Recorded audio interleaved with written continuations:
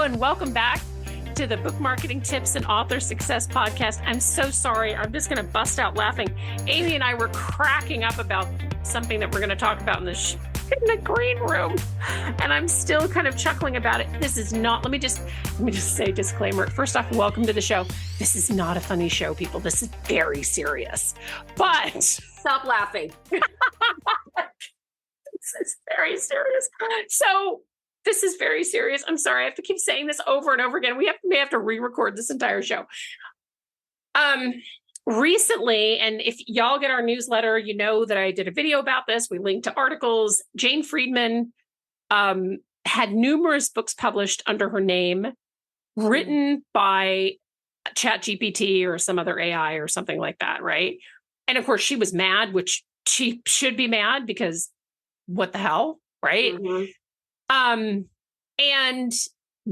the reason that we wanted to do this show is because I think this is something that we are really good. I mean, I've written to a couple of our authors who have numerous books out. I'm like, you got to keep an eye out for this. Right. I think that we're going to start seeing this happening. And the reason that Amy and I were laughing so hard is, so was it a year ago? Was it maybe a year and a half ago or something? Yeah, Amy, I have no concept of time. I know. Amy and I were doing a we were on Amazon doing something, or she was on Amazon. She's like, "Hey Penny, did you write this book?" It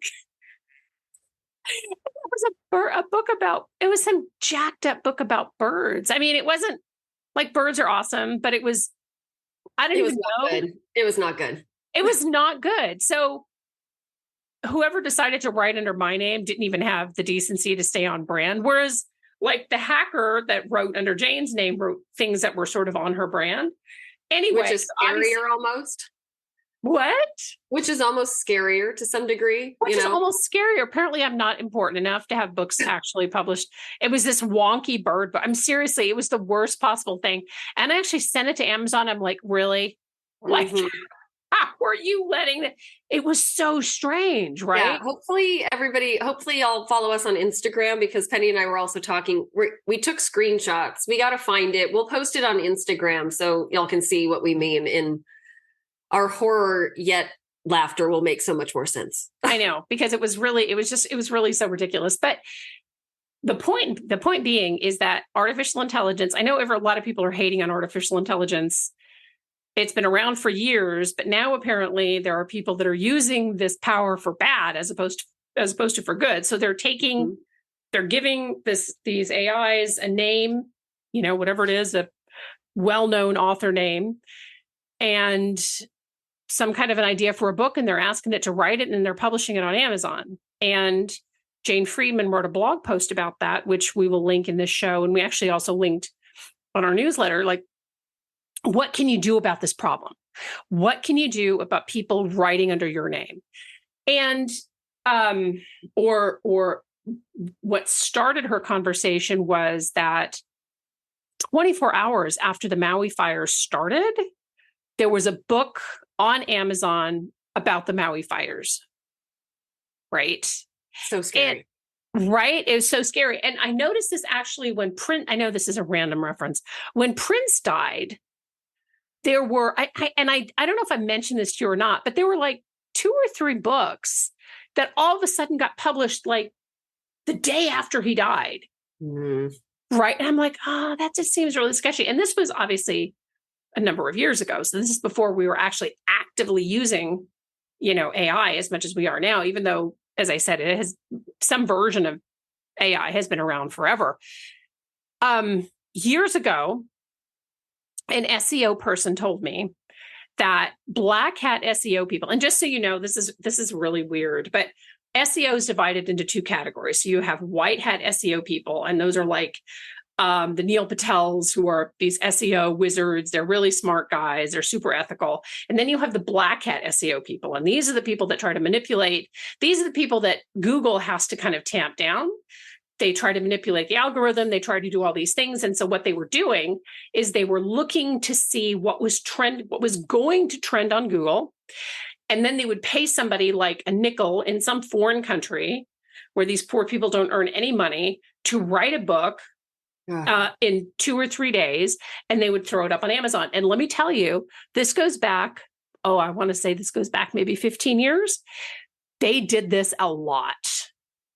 This happened. So this problem, and in a very different way, obviously. So they weren't necessarily hooking into a best-selling author name. They were hooking into a trend, which I kind of don't know which is worse, right? I mean, honestly, like if you're, you know what I mean? And you get this and whatever, however they designed the book cover, and the book cover looked great. The book probably wasn't edited because they were just jamming them up there and they were trying to get people, and sometimes they had like URLs in the book to a website where you had to pay, and it was all very wonky. Amazon has struggled with this for years.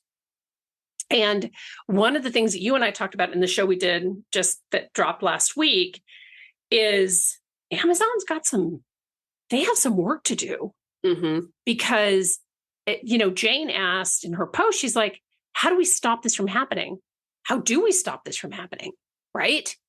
Do we prevent people from getting ISBN numbers? Well, Amazon has their own internal ASIN number, so that kind of defeats that. I mean, any thoughts on how we could stop this? Because not to put you on the spot, because I don't know. No, and that's the thing. I mean, as you've said, AI has made it easier, but there was nothing that was really stopping people from doing this previously. I mean, I don't know. Penny, do you think your hacker was an AI or just some weirdo? Sorry, maybe that's insensitive. No, I think it was an AI, because I could read through, like, the book was just gibberish. Oh, I mean, maybe it was a weirdo who just wrote a gibberish book, but it was literally just gibberish, because you could do a look. Ironically, it was so stupid. You could do a look inside the book, and it was just weird, random bird things, like bird facts, like that you could pull off of Google. So you could basically search on Google, tell me everything about birds, and then copy and paste it, shove it into a book, and upload it to Amazon and call it a day, which is not a book, but that's a conversation for another time. But I mean, and I don't know why somebody would put that under my name, and that's like super weird, right? Again, they clearly didn't do your research, because you would think somebody in your field also would be really on top of what's going on Amazon with your books. I mean, if you look at any of your actual books, I mean, that says one thing. And I think that kind of leads into, I mean, really the only thing authors can do is pay attention. And I don't mean to sound condescending by saying that, but it happens a lot. I mean, you go through a lot to get your book written and produced. And once it's out there, it really is easy to lose track of what's going on in the retail space. We've done shows reminding authors to update their descriptions, because sometimes authors and their bios, Penny, we catch that a lot, where an author's bio will talk about their upcoming book. And when you go to it, it released a year and a half ago, Yeah. So there are plenty of authors out there that forget to do their due diligence and just check in on their books' retail pages, not just because and search their name on Amazon, and not just because somebody's stealing their name, but honestly, just to keep your brand up to date and representing you properly, and, engaging with readers and putting yourself in a shopper's position and saying, how would I feel if I landed on this page right now? What could I do better? So all of that can kind of work in your favor. There's so many reasons why you should be checking in on yourself. I'm doing air quotes right now on Amazon, and checking what comes up for your name, and checking all your retail pages and your Author Central page to make sure everything checks out between your released books and what's showing up on Author Central. There's so many great reasons to be getting on that site more regularly. Well, and I also think that if you belong to any kind of writers group, if you're going to a writers conference, I think it's worth mentioning to other writers, check your work. I mean, get the word out there that this isn't going to happen to all of us, right? Obviously, Jane Friedman, she has a big name in the industry. I got a stupid bird book, whatever.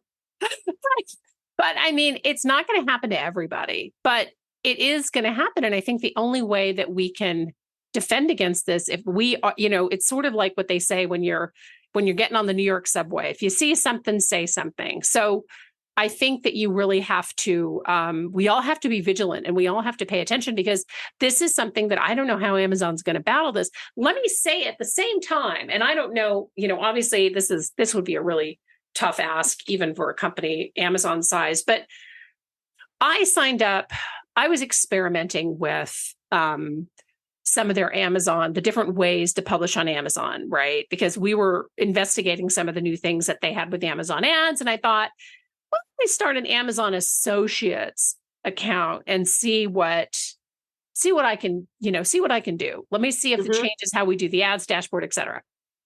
And I actually had to, I don't know if I told you about this. I think I did, because it was really weird. I tell Amy all the weird things, but I had to do a video chat. It was very strange, right? Amazon, of course, they have their own, they don't use Zoom, like heaven forbid. Amazon has their own thing. I think it's called Chime or something. You have to do a video chat with some guy who literally, that's probably all he does. Like he sits, you could tell he was at home, right? And you have to hold up your driver's license to your face to prove that you're that person to start. And I don't know if they do this with any of the other publishing accounts, but I'm sure they do. Are we going to have, is that what we're going to have to go to? Some poor guy who all he does all day long, or gal, whatever, who all they do all day long is they sit there at their desk and look at people's faces and their driver's license to make sure that you're not some hacker. But even then, how do you know that I'm not going to write 50 books under Amy Cornell's name? You know what I mean? Like, right. Because she's more famous than I am. I'm not bitter about that. But, I mean, I just don't know how Amazon's going to battle that. Yeah, I don't know either. I mean, I think with a lot of what we're seeing, though, not even with just this conversation, and, your most recent stats that you pulled, Penny, with over 8,000 books being published every day. I think they really will have to figure something out, a better gatekeeping strategy. Yeah. I mean, I think that if you were, obviously you kind of have to prove who you are to be able to publish under that name, and, or if you're going to publish under a pen name, I think those of you who write under a pen name, I think some of the protocols for Amazon may change for that, because I know from authors that we've worked with, if you open up, if you publish on KDP, if you publish straight to Amazon, and I don't know what the experience is like if you go to BookBaby or Ingram or whatever, but if you publish straight to Amazon, all you have to do is just list the name that you want to be listed under. And that can be anything. And it's not that Amazon's going to call and go, we don't really think that name is right for you. Like they're not, you know what I mean? Exactly. So we don't really have a solution. I'm sorry. This is a podcast without a solution. Please don't give us a negative review on iTunes, but it's something that I think is worth mentioning and bringing to the attention of everybody who listens. And hopefully y'all will spread the word. Like I said, we will link to Jane's blog post, and she does updates on it, or she has done updates on it. Just because she contacted and she reached out to Amazon, right? And she told Amazon was like, whatever. I think they finally did pull the books down, but at first they were kind of like, okay, like, what do you want us to do? Right. Exactly. So anyway, so it's an interesting, it's not an unexpected problem. It's something that Amazon has wrestled with for years. And for all I know, these black hat SEO people are still throwing books up on Amazon. But yeah. So keep an eye out. Stay diligent. Right. Exactly. Keep your eye out. Go down. Everybody's getting onto Amazon like, oh my gosh, I have to search by name. But I would say, and if you see, the other thing that's too is you want to mention it to writers groups, you want to mention it at writers conferences. But I think if you see another author that you think, oh, that book looks a little bit off brand, or I didn't know that they wrote a new book, take a minute and send them an email. Just let them know, because the more that we stay on top of this, the only way I think that we're going to be able to combat this is by helping out Amazon and letting them know that this is not acceptable. So, right. Absolutely. Make some noise. That's my spiel. And we will share the bird book cover. And if you see another bird book written by me, just know that it's probably not my book. It'll be like Bugs or something next time. I know. I could be like, yeah, absolutely. All right. Thank you so much for tuning in. This is Penny Sansevieri and Amy Cornell, and we'll see you next time. Bye-bye.